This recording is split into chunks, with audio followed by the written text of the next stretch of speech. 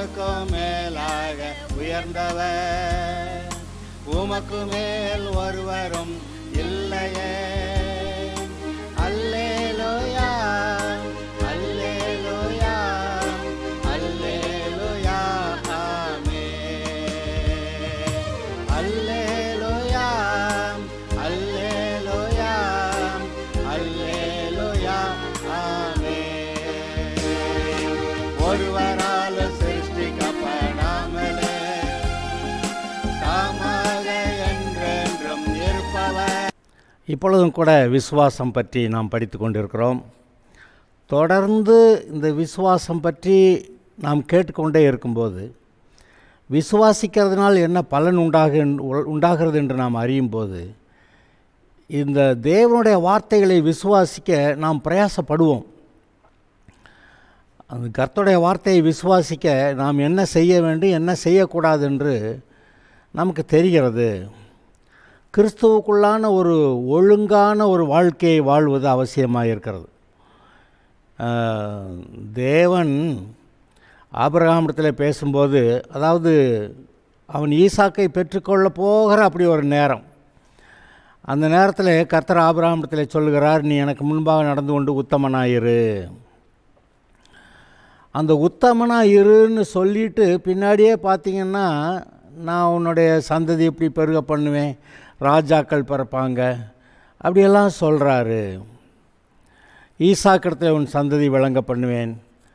அதாவது இருதயத்தை உத்தமம் வச்சுருந்தா அவர் சொன்ன வார்த்தைகள் உடனே வந்து நமக்கு பலிக்கும். அந்த இருதயத்தை உத்தமமாக வச்சுருக்கும்போது தான் அவருடைய வார்த்தையை விசுவாசிக்க முடிகிறது. அவர் சொன்ன வார்த்தை பலிக்குதுங்கிறத எப்படி, அவர் சொன்ன வார்த்தையை நம்ம விசுவாசிக்கிற போது அது பலிக்கிறது. அவர் சொன்ன வார்த்தையை நம்ம விசுவாசிக்கலைன்னா அது பலிக்கிறது இல்லை.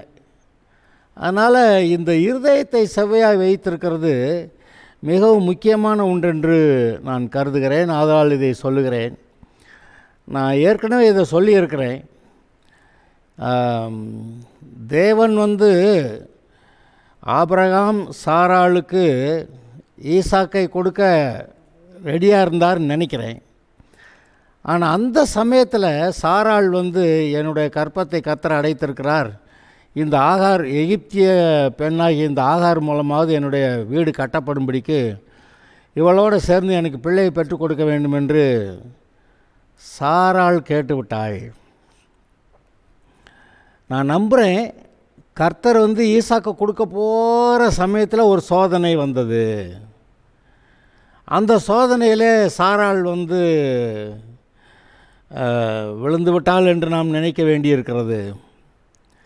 அப்பொழுது அவள் ஆகார் மூலமாக பிள்ளை பெற்றுக் கொடுத்தா என்னுடைய வீடு கட்டப்படும் என்று வீடு கட்டப்படுவதற்கு இது சரிப்படாது. ஏதோ சிறு குழந்தைகள் நம்ம கூட பக்கத்தில் இருந்தால் விளையாண்டுக்கிட்டு இருந்தால் நல்லாயிருக்கும், அது ஓகே. அதான் இது மூலமாக என்னுடைய வீடு கட்டப்படுங்கிறது ரொம்ப தப்பான வார்த்தை. அந்த தப்பான வார்த்தையை சொல்ல வைத்து விட்டான் அந்த பிசாசு. ஆபிரகாம் கூட சரி என்று சொல்லிவிட்டபடியாலே ஈசாக்குக்கு பதிலாக இஸ்மவேல் பிறந்தான் என்று நான் நினைக்கிறேன். நீங்கள் என்ன நினைக்கிறீங்கிறத நீங்கள் யோசித்து பார்த்து முடிவு பண்ணுங்க. இஸ்மவேல் வந்து அவன் துஷ்ட மனுஷனாக இருப்பான் என்றும் கர்த்தருடைய ஜனங்களுக்கு எப்பொழுதும் எதிராக குடியிருப்பான் என்றும் சொல்லப்பட்டிருந்தது. இது ஆசீர்வாதம் இல்லையே. கர்த்தர் வந்து ஒரு பிள்ளையை கொடுத்து வீட்டை கட்டுறதுக்குன்னு சொல்லி அவள் கேட்க இப்படியா செய்வார்? இது கர்த்தர் செய்த காரியம் அல்ல. இது 16வது அதிகாரத்தில், ஆதியாகமம் 16வது அதிகாரத்தில் நீங்கள் வாசிக்கிறீர்கள். ஆனால் நீண்ட காலம் ஆகிவிட்டது. இஸ்மவேல் பிறந்து 13 வருஷமான பிறகு தான் அப்புறமேல் கர்த்தர் வந்து ஆபிரகாம் சாராள்கிட்ட வந்து பேச வர்றாரு. நான் உனக்கு ஒரு குமாரனை கொடுப்பேன், ஈசாக்குன்னு பேர் வை, நான் இப்படியெல்லாம் அப்படி ஆசீர்வதிப்பேன் அப்படியெல்லாம் சொல்கிறாரு. அப்போ ஆசீர்வாதம் வரப்போகிற நேரத்தில் ஒரு தவறு நடந்து விட்டால் மறுபடியும் அந்த ஆசீர்வாதம் வருகிறதுக்கு சில காலங்கள் ஆகிறதுங்கிறத நாம் கொஞ்சம் நிதானிக்கணும். சரி, ஆசீர்வதிக்க அவர் வந்தபோது நம்ம விட்டுட்டாங்கன்னாக்கா, ஐயையோ ஆண்டவரே நேற்று நான் விட்டுட்டேன், இன்றைக்கி நீர் வந்து என்னை ஆசீர்வதிக்கணும் அப்படின்னு சொல்லி நேற்று விட்டுட்டேன் இன்றைக்கி ஆசீர்வதிக்கணும்னா சில சமயத்தில் சில விஷயங்கள் ஆசீர்வதிப்பாராக இருக்கும். நான் எல்லா விஷயத்திலும் இல்லைன்னு நான் நம்புகிறேன். ஆதலால் இங்கே இந்த 16வது அதிகாரத்துக்கு ஆதியாகமம் 17வது அதிகாரத்துக்கு இடையில் ஒரு பெரிய காலகட்டம் அங்கே இருந்தது. அதனால் பாருங்க ஆபிரகாமுடைய நுனித்தோலின் மாம்ச விருத்த சேதனம் பண்ணப்படும்போது அவன் 99 வயதாக இருந்தான். அவன் குமாரன் இஸ்மவேலுடைய நுனித்தோலின் மாம்ச விருத்த சேதனம் பண்ணப்படும்போது அவன் 13 வயதாக இருந்தான். அப்போ இஸ்மவேல் பிறக்கிறதுக்கு ஒரு வருஷம், இப்போ 13ஓட ஒன்று சேர்த்து 14 வருஷம். 14 வருஷம் கழித்து தான் கர்த்தர் மறுபடி ஆபிரகாம் சாராள்கிட்ட பேச வர்றாரு. இது 17வது வசனத்தில் நீங்கள் அதை பார்க்கலாம். ஆக இந்த இருதயத்தை உத்தமமாய் வைத்து கொண்டிருந்தால் தேவன் பேசிய வார்த்தைகளை நாம் விசுவாசிக்க முடியும். உத்தம இருதயம் இல்லாவிட்டால் கர்த்தருடைய வார்த்தையை விசுவாசிக்கிறது எவ்வளவு பிரயாசப்பட்டாலும் போராடினாலும் எவ்வளவுதான் வாக்குத்தத்த வசனங்களை அறிக்கையிட்டாலும் அது முடியாமல் போகிறது என்கிறது தான் மிகவும் உண்மையாக இருக்கிறது. ஆதலால் இந்த விசுவாசத்தை, கர்த்தருடைய வார்த்தையின் மேல் இருக்கிற விசுவாசத்தை உறுதிப்படுத்தி கொள்ள, பிடித்து கொள்ள நம்முடைய இருதயத்தையும் சரியாக வைத்திருக்க வேண்டும். ஆதலால் தான் நீதிமொழிகள் 4:23 உன் இருதயத்தை எல்லா காவலோடும் காத்துக்கொள், ஏனென்றால் அதற்குள்ளிருந்து ஜீவ ஊற்று புறப்படும் என்று எழுதியிருக்கிறது. நம்முடைய இருதயத்துக்குள்ளேருந்து தான் ஜீவ ஊற்று ஆசீர்வாதம் புறப்படுமா? அப்படியான நம்முடைய இருதயத்தை எல்லா காவலோடு காத்திருக்கிறது மிகவும் அவசியமாக இருக்கிறது. என்னுடைய வார்த்தையை கவனி அப்படியெல்லாம் சொல்கிறாரு. அதை கண்டுபிடிக்கிறவர்களுக்கு, அவருடைய வார்த்தையை கண்டுபிடிக்கிறவர்களுக்கு அவர்களுக்கு ஜீவனும் அவர்கள் உடலுக்கெல்லாம் ஆரோக்கியமாம் என்று எழுதியிருக்கிறது. அப்போ ஆரோக்கியங்கிறது கூட அவருடைய வார்த்தையை கண்டுபிடிக்கிறதுனால வர்றது தானே. நான் இந்த நீதிமொழிகள் 4வது அதிகாரம் 24வது அதிகாரத்தில் சில வசனத்தை நான் வாசிக்கிறேன். 20வது வசனத்திலிருந்து, என் மகனே என் வார்த்தைகளை கவனி, என் வசனங்களுக்கு உன் செவியை சாய். அவைகள் உன் கண்களை விட்டு பிரியாதிருப்பதாக அவைகளை உன் இருதயத்துக்குள்ளே காத்துக்கொள். அவைகளை கண்டுபிடிக்கிறவர்களுக்கு அவைகள் ஜீவனும் அவர்கள் உடலுக்கெல்லாம் ஆரோக்கியமாம். எவைகளை கண்டுபிடிக்கிறவர்களுக்கு? அவருடைய வார்த்தைகளை, நம்முடைய சுகத்துக்கான வார்த்தைகளை நம்ம கண்டுபிடிக்கிறதுக்கு. அதை இப்போ நிறைய பேர் சொல்லுவீங்க, நாங்கள் தான் தெரியுமில்ல, அறிக்கை பண்ணுறோம்ல. ஆமாம், ஆனால் அதை ஒரு வெளிப்பாடாக கர்த்தர் உங்ககிட்ட பேசும்போது அதை கண்டுபிடிக்கிறவர்களுக்கு அவைகள் ஜீவனும் அவர்கள் உடலுக்கெல்லாம் ஆரோக்கியமாம். அது வெளிப்பாடாக உங்களுக்கு கிடைக்கும். வெளிப்பாடாக கிடைச்சதை நீங்கள் விட்டுறக்கூடாது. இருதயத்தை எல்லா காவலோடும் காத்துக்கொண்டு அந்த வசனத்தை அங்கே நிலைப்படுத்துவது அவசியமாக இருக்கிறது. பாருங்கள், விதைக்கிறவன் விதைக்க புறப்பட்டான், விதைக்கிறவன் மனுஷகுமாரன் என்று எழுதியிருக்கிறது. அவர் வசனங்களை விதைக்கிறார். என்ன வசனத்தை? வாக்குத்தத்த வசனங்களை விதைக்கிறார். ரட்சிப்புக்கான வசனம், சுகத்துக்கான வசனம், பொருளாதார ஆசீர்வாதத்துக்கான வசனம், ஜெயத்துக்கான வசனம், குடும்ப ஆசீர்வாதங்களுக்கான வசனம், பிள்ளைகளுடைய ஆசீர்வாதத்துக்கான வசனம், சமுதாயத்தில் உடைய வாழ்க்கை உயர்ந்திருப்பதற்கு அதற்கான ஆசீர்வாதம், உடைய தொழில் கையிட்டு செய்கிற தொழில் அது ஆசீர்வாதமாக இருப்பதற்கான ஆசீர்வாதம், அந்த வாக்குத்தத்தங்கள் எல்லாவற்றையும் அவர் சொல்லுகிறாரே. அதை வெளிப்பாடாய் பெற்றுக்கொண்டது மாத்திரமல்ல, காரியம் நிறைவேறும் வரை அந்த வசனத்தை இருதயத்தில் காத்திருப்பது அவசியமாக இருக்கிறது. அவர் விதைச்சாராம், வெளியருகே கற்பாறை முள்ளுள்ள இடங்கள்லாம் விதைத்தெல்லாம் வீணாக போச்சு. ஆனால் நல்ல இருதயமாகிய நல்ல நிலத்தில் விழுந்த விதை நல்ல நிலம்ங்கிறது இருதயம் நல்லா இருக்கிறது. கர்த்தருடைய வசனத்தை இது வளர்க்கிறது, அது கனி கொடுக்கிறது. அப்போ இந்த இருதயத்தை நல்லா வச்சுக்கிட்டு கர்த்தர் கொடுத்த வசனத்தை வளர்த்து கனி கொடுக்க வைக்கிறது. அதாவது வசனத்தை விசுவாசித்து அபியாசித்து அறிக்கை செஞ்சு இதன்படி கர்த்தர் எனக்கு செய்கிறாருன்னு அது முன்னேறும்போது அது மிகுந்த ஆசீர்வாதமாக இருக்கும். அந்த வார்த்தையின்படி சகலமும் நடந்தேறுகிறதா இருக்கிறது. ஆதலால் அதை பற்றி கொள்வோமாக. இந்த வசனங்களை கண்டுபிடிக்கிறவர்களுக்கு அவைகள் ஜீவனும், ஜீவனாக்க நித்திய ஜீவனை பற்றி, தேவனுடைய ஜீவன் எப்படியோ அதுபோல் உங்களுடைய வாழ்க்கை இருக்கும் என்று சொல்லுகிறது. ஆதலால் அந்த ஜீவனை அடைந்து அவருடைய உடலுக்கெல்லாம் ஆரோக்கியமாம். இந்த சரீரம் பாவத்தினாலே தான் வயதாகிறது, பிறகு ஒரு நாளில் பலனற்று போய் அது மரிக்கிறது. பாவம் இல்லாத ஒரு சமுதாயத்தை நீங்கள் நினச்சி பாருங்கள். நான் உங்களுக்கு சின்ன ஒரு ஐடியா கொடுக்குறேன். ஒருவேளை ஆதாம் பாவம் செய்யலைன்னு வச்சுக்கிடுவான். இன்றைக்கு அவன் சிருஷ்டிக்கப்பட்ட பிறகு 6000 வருடங்களை தாண்டி விட்டது. இப்போ அவன் பாவம் செய்யாமல் இருந்திருந்தான்னா அவன் வயசாகி வியாதிப்பட்டு பலவீனமாக அப்படி இப்படி இழுத்துக்கிட்டு கிடந்து செத்துருப்பானா, இல்லை இன்னும் இருப்பானா, அல்லது அவன் இன்றைக்கும் கூட வாலிபனாகவே இருப்பானா? நீங்கள் என்ன நினைக்கிறீங்க? அப்போ பாவம் வந்த பிறகு தான் மரணம் வருகிறது. பாவம் வந்ததுனால தான் ஏன் மரணம் வருது?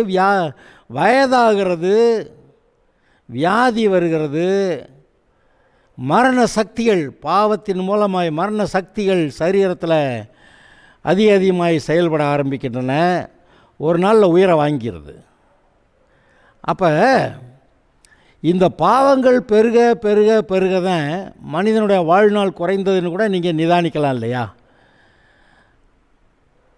ஆதாம் பாவம் செஞ்ச பிறகு கூட அவனை கொல்றதுக்கு பிசாசுக்கு 930 வருஷம் ஆச்சு.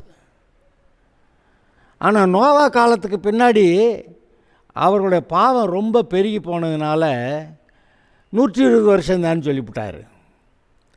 அப்புறம் வனாந்தரத்தில் இந்த இஸ்ரவேலர் கண்ணுக்குட்டி செஞ்சு ஆராதனை செஞ்சதுனால கர்த்தர் 70-80ன்னு சொல்லிட்டார். ஏன்னா இந்த ஆட்கள் இந்த தலைமுறை சீக்கிரமாக சாகணும், அதனால் 70-80க்குள்ளே இவங்க செத்து போகட்டும், அடுத்த தலைமுறையை நான் இஸ்ரவேல் தேசத்துக்கு கூட்டி போய்க்கிறேன் அப்படின்னு கர்த்தர் சொல்லிட்டார். அப்போ 70-80ங்கிறது பைபிளில் கர்த்தர் விசுவாசிகள் கொடுத்ததில்லை. சபிக்கப்பட்டவர்கள் சீக்கிரமாக சாகணுங்கிறதுக்காக 70-80ன்னு சொல்லியிருந்தார். அந்த சந்ததி முடிஞ்ச பிறகு தான் அவர்களுடைய பிள்ளைகள் யோசுவா மூலமாக வாக்கு பண்ணப்பட்ட தேசத்துக்கு அழைத்து செல்லப்படுகிறார்கள். அதாவது இதை நீங்கள் கவனிங்க. பொன்னாலான கன்றுக்குட்டியை செய்து பண்டிகை கொண்டாடி நிர்வாண ஆட்டம் போட்டு பெரிய கொண்டாட்டம் பண்ணின அந்த பாவிகள் தான் அவர்கள் சபிக்கப்பட்டவர்களாக அவர்கள் வனாந்தரத்தில் 40 வருஷம், அந்த 40 வருஷத்துக்குள்ளே அவங்க சாகணும், அதுக்காக சபிக்கப்பட்டவர்களாக அவர்கள் சீக்கிரமாய் சாக வேண்டும் என்று மனிதனுடைய வாழ்நாள் 70, பலத்தின் மிகுதினால் 80 என்று அங்கே சொல்லப்பட்டிருந்தது. ஆனால் அது ஒரு ஆசீர்வாதமான வார்த்தை கிடையாது, ஆசீர்வாதமான வார்த்தை. இன்றைக்கு சபை மக்கள் அந்த வசனத்தை எடுத்து வச்சுக்கிட்டு, மோசே எழுதின சங்கீதம் 90 வருது, அது அந்த வசனத்தை எடுத்து வச்சுக்கிட்டு 70 பலத்தின் மிகுதினால் 80 அப்படியெல்லாம் சொல்லி 60 ஆனவுடனே 70க்கு நான் ரெடி ஆகணும், 70 ஆயிடுச்சுன்னா சீக்கிரமாக போகிறதுக்கு ரெடி ஆகணும்னு சொல்லி அந்த சபிக்கப்பட்ட வார்த்தையை இவங்க எப்படி எடுத்து வச்சுக்கிட்டு அதை நன்மையாக கொண்டாடுறாங்க. அது சபிக்கப்பட்ட, இப்போ எந்த ஒரு மனுஷனும் அறிவு இருக்கிற மனுஷன் சாபத்தை ஏற்றுக்கொள்ள மாட்டான். இந்த ரட்சிக்கப்பட்டவர்கள் என்று சொல்லுகிறவர்கள் எப்படி சாபத்தை ஏற்றுக்கொண்டு 70-80 அதெல்லாம் எந்த விதத்தில் நியாயம்? இப்போ கர்த்தர் சொன்னார்ல, என் ஜனங்கள் அறிவில்லாமையினால் சங்காரமாகிறார்கள்னு. அப்போ அறிவில்லாமையில் சங்காரமாகிறது இது எவ்வளவு வருத்தமானது பாருங்கள். அதாவது அறிவு இருந்தால் தேவன் என்னை நன்றாக வாழ வைக்கிறார், சுகமாக வைக்கிறார், நான் என் அவசரத்துக்கு நான் சாக வேண்டியது கிடையாது, நான் நீடித்த நாட்களால் என்னை திருப்தியாக்குகிற தேவன், நான் திருப்தியாக வரைக்கும் இந்த பூமியில் இருக்கிறதுக்கு கர்த்தர் எனக்கு உதவி செய்கிறவர், என்னை பலப்படுத்துகிறவர், ஜெயம் கொடுக்கிறவர், எனக்கு நல்ல ஆசீர்வாதம் தந்து நான் அவருக்கு சாட்சியாக இருக்க எனக்கு உதவி செய்கிறவர், அப்படி சொல்கிறது தானுங்க சரி. அப்படி தான் சொல்லியிருக்கணும். அதை விட்டுட்டு இந்த சாபமான வார்த்தையை ஆசீர்வாதம்னு ஏற்றுக்கிட்ட கிறிஸ்தவ உலகம் இருக்க, இது எவ்வளவு, அதாவது சபிக்கப்பட்டதுங்கிறத விட சாபத்தை ஆசீர்வாதமாக ஏற்றுக்கிறேன்றது. நான் எல்லா வீட்டு வேலைகள்லாம் முடிச்சிட்டேன், கர்த்தர் சொன்னாராம் எசேக்கியா ராஜா கிட்ட, உன் வீட்டு காரியங்கள்லாம் ஒழுங்குபடுத்து, டைம் ஆயிடுச்சு. அவன் சோர்பாரமாக திரும்பிக்கிட்டு உட்காந்து நான் கர்த்தர்கிட்ட உண்மையாக தானே நல்லா தானே இருந்தேன் அப்படின்னு சொல்லவுமே சரி சரி போ உனக்கு 15 வருஷம் சேர்த்து தர்றேன் அப்படின்னு அவனுக்கு 15 வருஷத்தை சேர்த்து கொடுத்த கர்த்தர், ஏங்க நீங்கள் கர்த்தருக்கு உண்மையாக மட்டும் பரிசுத்தமாக சாட்சியாக வாழ்கிறேன்னா உங்களுக்கு 70, 80, 90, 100, 110, குறைஞ்சபட்சம் 120 இருக்கா இல்லையா? நோவா காலத்தில் விசுவாசிகளுக்கா 120 வருஷம்னு சொன்னார்? இல்லைங்க, ரட்சிக்கப்படாத சாதா மனுஷனுக்கு அவன் இருக்க போகிறது 120 வருஷம் தானே அப்படி சொல்லிவிட்டாரு. அப்போ சாதா மனுஷன் 120 வருஷம் வாழலான்னா விசுவாசிகள் அப்படி 120லேயும் சாக வேண்டிய அவசியம் இல்லை. 120ன்னு சொன்ன பிறகு தான் ஆபிரகாம் 175 வருஷம் உயிரோட இருந்தான், ஈசாக்கு 180 வருஷம் உயிரோட இருந்தான், யாக்கோபு 147 வருஷம் உயிரோட இருந்தான், யோசுவா 110 வருஷம் உயிரோட இருந்தான். அதெல்லாம் அந்த அந்த 120ங்கிறது சட்டம் கிடையாதுங்க. எல்லாருக்கும் 120 இல்லை, எல்லாருக்கும் 70, 80 அப்படி கிடையாது. ஆனால் கர்த்தர் ஒரு நாள் சொன்னார், உயிரோடு இருந்து என்னை விசுவாசிக்கிறவன் மரிக்காமலும் இருப்பான். ஏன்னா பைபிளில் தான் எழுதியிருக்கா, இது கர்த்தருடைய வசனம் தானா? சொன்னது பேதுருவோ பவுலோ இல்லை, சொன்னது இயேசு. ஆக நீங்கள் என்ன நினைக்கிறீங்க? இப்போ நான் பல சமயத்தில் நானே ஏதோ சொல்லிட்டு போகிறத விட உங்கள்கிட்ட சில வார்த்தைகளை கேள்வியாக கேட்குறது நல்லா இருக்கும் போல் இருக்குது. உங்களை கொஞ்சம் யோசிக்கவாது வைக்கலாம். ஆக 70, 80 பொட்டுன்னு போகணுங்கிறதெல்லாம் ஒன்றும் கிடையாதுங்க. நீடித்த நாட்களால் நான் அவனை திருப்தியாக்குவேன்னு சங்கீதம் 91 எழுதியிருக்கேன். ஏங்க நீங்கள் திருப்தியாகிற வரைக்கும் உங்களை வச்சுருப்பேன்னு தானே சொல்கிறாரு. அது வியாதியில் இழுத்துக்கிட்டு கிடந்து சாப்பாட்டுக்கு இல்லாமல் பலனட்டு அம்மா அப்பா கொஞ்சம் உதவி செய்ய அப்படின்னு இப்படி கொடன்னு ஆடிக்கிட்டு அப்படி வாழ்க்கையை சொல்லலைங்க. மோசே 120 வருஷம் இருந்தான், அவன் கண் மங்கவும் இல்லை, அவன் பலன் குறையவும் இல்லை. அப்படி தானே எழுதியிருக்கு. ஏங்க அப்போ கர்த்தர் ஒருத்தனுக்கு ஒரு மாதிரி இன்னொருத்தனுக்கு ஒரு மாதிரி செய்கிறாரா? உண்மையுள்ளவர்களாக இருந்தால் எல்லாருக்கும் அவர் நன்மை செய்வார். இப்போ நம்ம எங்கே இதெல்லாம் ஆரம்பித்தான்? கர்த்தர் ஆபிரகாம்கிட்ட சொன்னார், நீ எனக்கு முன்னாடி நடந்து கொண்டு உத்தமனார், இப்போ ஆசீர்வாதம் வரப்போகுது, ஈசாக்கு வரப்போகிறான், ரெடியாரு அப்படின்னு சொல்கிறார். ஏன் அந்த சமயத்தில் தான் பிசாசு ஏதாவது பாவம் செய்ய வச்சு ஏமாற்றுவான். அதுக்கு முந்தின தடவை அப்படி தான் இந்த சாராள் மூலமாக பிளானை மாற்றி போட்டுட்டாவ. கடைசிக்கு ஆசீர்வாதமாக ஈசாக்கு பிறக்கிறதுக்கு பதிலாக சாபமாக இஸ்மவேல் பிறந்தான். இன்றைக்கும் கூட இஸ்ரவேல் இருக்குது. இந்த இஸ்மவேல் சந்ததியாகிய அரபு மக்கள் எதிராகத்தானே இருக்கிறாங்க. அவங்க யார்? அண்ணன் தம்பிக்கு தானேங்க. அண்ணன் தம்பி சண்டை தாங்க இன்றைக்கி இஸ்ரவேலுக்கும் அரபு மக்களுக்கு இருக்கக்கூடிய சண்டை. இஸ்ரவேலர் கர்த்தரை பிடிச்சிட்டு நிற்கிறாங்க, அரபு மக்கள் இஸ்மவேலராக இருக்கிறாங்க. அப்போ 2 பேருக்கு ஒத்து போகலை. எவ்வளவு யுத்தங்கள், எவ்வளவு போராட்டங்கள். அப்போ ஆசீர்வாதமாய் பெற்றுக்கொள்ளுகிறது எப்படி இருக்கும்? அவருடைய ஆசீர்வாதம் வரும்போது இல்லை பிசாசு என்னமோ சொன்னான் அந்த பக்கம் போய் அதை வாங்கிட்டு வந்தா அது எப்படி இருக்கும்? நானே உங்களை கேட்குறேன். அந்த ஆதாம் அந்த பழத்தை தின்னு அந்த பழத்தை தின்னு அந்த பழத்தை தின்னு ஏவாள் மூலமாக போட்டு ப்ரெஷர் போட்டுக்கிட்டு இருந்தானே, அந்த ப்ரெஷருக்கு இவன் இடம் கொடுக்காம என் பிசாசை தள்ளிக்கு போங்கிட்டு அப்படி சொல்லிட்டு கர்த்தர் எனக்கு ஜீவ விருட்சத்தை கொடுத்துருக்கிறாரு. அவருடைய ஜீவன், அவருடைய ஆசீர்வாதம், அவருடைய வாழ்வு எனக்கு இருக்கிறது, ஆளுகை இருக்கிறதுன்னு சொல்லி அல்லேலூயா கர்த்தாவே இது வச்சிரு. ஆனால் அந்த நன்மை தீமை அறியத்தக்க மரணத்துக்கு ஏதுவான அந்த கனியின் விருட்சம், அந்த விருட்சத்தின் கனி எனக்கு வேண்டாம் என்று சொல்லி ஜீவ விருட்சத்தை போய் அதில் பார்த்தா அழகான இனிமையான நன்மையான ஜீவன் தரும் அங்கே கனிகள் அங்கே இருந்திருக்கு. அதை எடுத்து சாப்பிட்ருந்தான்னா அதுக்கு பேர் விசுவாசம்.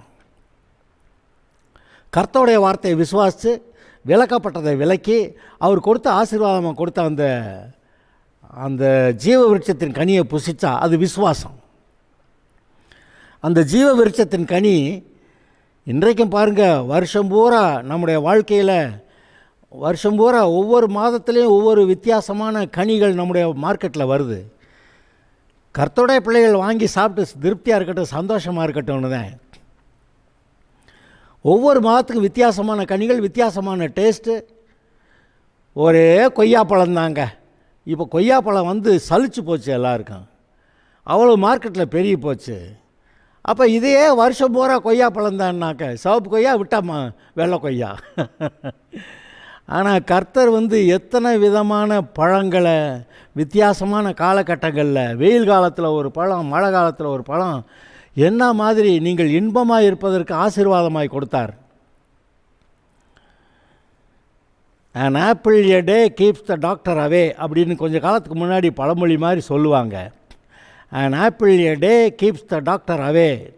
ஒரு நாளைக்கு ஒரு ஆப்பிள் தின்னா வியாதியே வராது, டாக்டரை பார்க்க வேண்டிய அவசியமே இருக்காது அப்படின்னு சொல்லிக்கிட்டு இருந்தாங்க.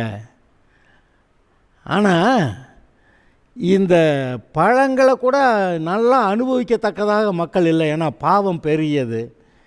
பெருகினதுனால இதை சாப்பிடக்கூடாது, அதை சாப்பிடக்கூடாது, அதை சாப்பிடக்கூடாது, இதை சாப்பிட்டா நல்லது, அது கெட்டது, இப்படியா நல்லது கெட்டதுங்கிற அந்த பனி, அந்த கனி, ஆதாம் சாப்பிட்டது எது நல்லது கெட்டதுங்கிற அந்த கனி.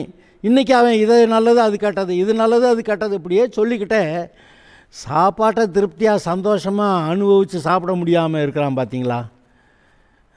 எதை டாக்டர் இதை சாப்பிடக்கூடாதுன்றார். எப்படி ஆகிப்போச்சு?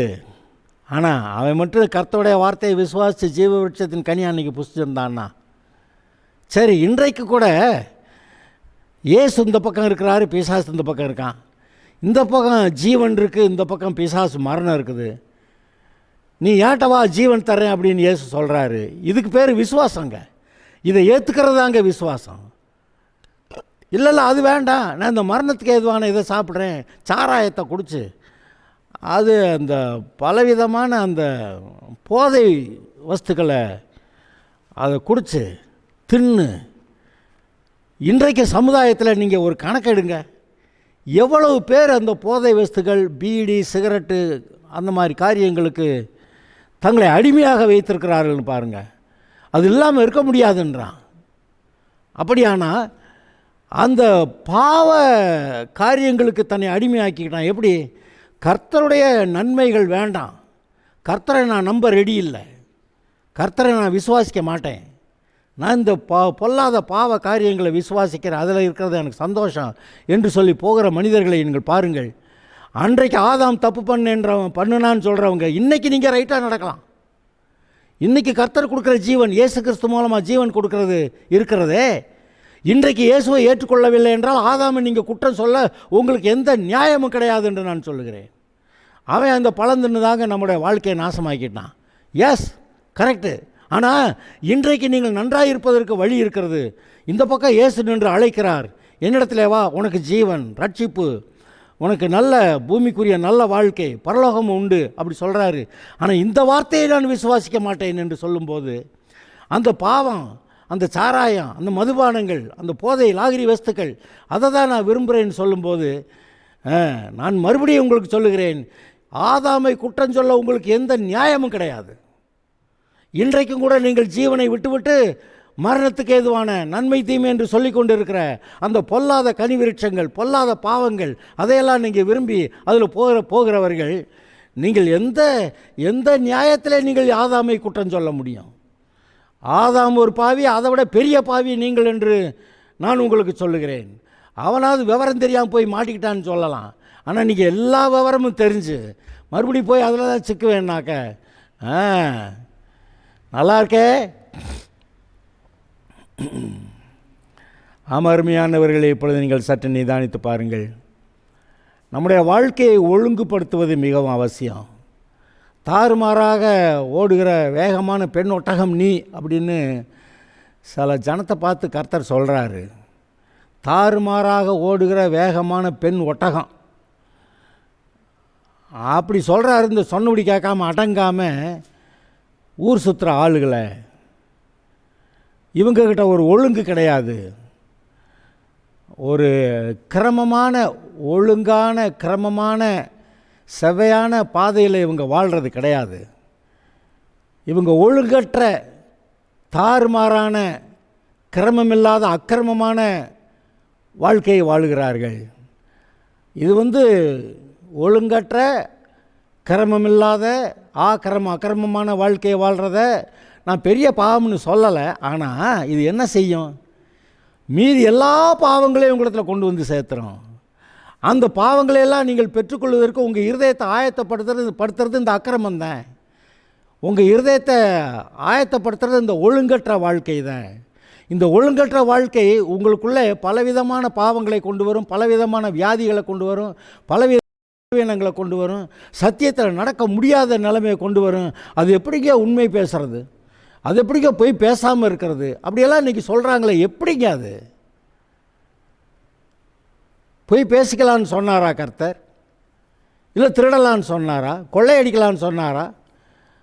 லஞ்சம் ஊழல் பண்ணலான்னு சொன்னாரா? ஆனால் இவ்வளவை செய்கிற மனிதர்கள் இன்றைக்கி மற்றவர்கள் அவன் லஞ்சம் வாங்குறான் அப்படின்னு சொல்கிற ஆளுகளை இவங்களை கொண்டு அந்த பதவியில் வச்சா அவனோட அதிகமாக லஞ்சம் வாங்குவாங்க. இவங்க அவங்களுக்கு அந்த பதவி கிடைக்காததுனால தான் அப்படி சொல்லிகிட்டு இருக்கிறாங்க. அங்கே அவங்க இருதயம் சரியில்லைங்கிறத விட இவங்க இருதயமும் சரியில்லை.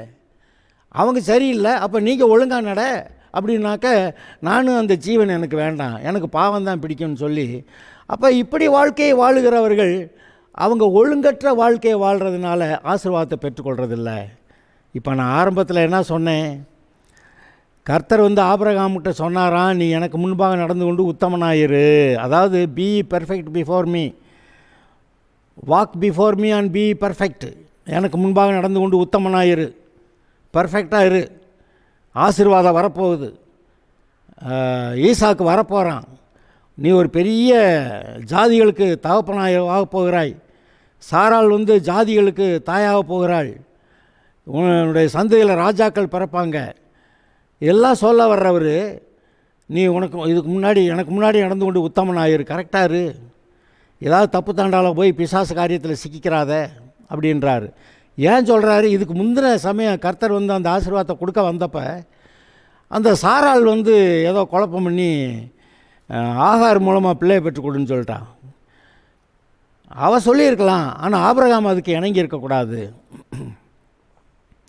சரி, ஒரு மனைவிக்கு பதிலாக இன்னொரு மனைவியும் சேர்த்து கிடைக்கிறான்னு அவன் நினச்சிட்டானே என்னமோ. அதெல்லாம் பெரிய தப்பான காரியமாக முடிஞ்சிருச்சு பார்த்தீங்களா. ஆக இன்றும் கூட உங்களுக்கு ஏதோ நெருக்கமான சோதனைகள் வருதுன்னாக்க நீங்கள் என்ன நிதானிக்கணும்னு நான் உங்களுக்கு சொல்கிறேன். நெருக்கடியான நிலைமைகள் சோதனைகள் வருதுன்னா, பாவம் செய்ய வைக்க தள்ள பார்க்குதுன்னா, நான் உங்கள்கிட்ட சொல்கிறேன், பெரிய ஆசீர்வாதம் உங்களுக்கு முன்பாக வந்திருக்கிறது. அந்த ஆசீர்வாதத்தை நீங்கள் சுதந்திரிக்க முடியாதபடிக்கு பிசாசு உங்களை ஏதாவது தப்பான காரியத்தில் ஒரு பாவத்தில் இழுத்து விட வர்றான் அப்படின்னு நான் உங்களுக்கு சொல்கிறேன். ஆதலால் இந்த இடத்துல நீங்கள் எச்சரிக்கையாக இருங்கள், உங்களை கவனமாய் காத்துக்கொள்ளுங்கள், உங்களுடைய இருதயத்தை எல்லா காவலோடும் காத்துக்கொள்ளுங்கள். அப்பொழுது தேவன் வைத்திருக்கிற அந்த ஆசீர்வாதம் அதை நீங்கள் சுதந்திரிப்பீர்கள். அந்த ஆசீர்வாதத்தை என்னன்னு கூட கர்த்தர் உங்கள்கிட்ட சொல்லியிருப்பார், அந்த நன்மையை நான் உனக்கு தருவேன்னு சொல்லியிருப்பார். ஆனால் நீங்கள் உங்களுக்கு அனுபவம் இருக்கும், அநேக இடத்துல இந்த மாதிரி தப்பு பண்ணதுனால இந்த தப்பு பண்ணிட்டேன் அதனால் எனக்கு அந்த ஆசீர்வாதம் வராமல் போச்சு அப்படின்னு நீங்கள் நினச்சது இல்லையா? நல்ல விசுவாசிகளுக்கு சொல்கிறேன், இது உங்களுக்கு விளங்கும். ஆதலால் நீங்கள் உங்களை சரியாக வைத்து கொள்ளுங்கள். முக்கியமாக இந்த சோதனைகள் எப்போ தீவிரமாகுதுன்னா அடுத்து உங்களுக்கு அந்த ஆசீர்வாதம் வந்துடும். அந்த ஆசீர்வாதத்தை நீங்கள் எடுக்க விடாமல் உங்களை தடுக்கணும். அதுக்காக இந்த பிசாசுக்கு அதுக்கு முன்னாடி உங்களுக்கு பலவிதமான இச்சைகளை எதாவது கொடுத்து வழி விலக பண்ண பார்க்குறான். அப்படி நீங்கள் விலகிட்டிங்கன்னா அவர் கர்த்தர் வச்சுருக்கிற ஆசீர்வாதம் வராமல் போயிடுது. அருமையானவர்களை எப்பொழுதும் கர்த்தரை பற்றி கொள்ளுங்கள், வசனத்தை பற்றி கொள்ளுங்கள், இருதயத்தை எல்லா காவலோடு காத்துக்கொள்ளுங்கள். அப்பொழுது கர்த்தர் சொன்ன வார்த்தையை விசுவாசிப்பீர்கள். அப்போ விசுவாசம் அங்கே இருக்கும்.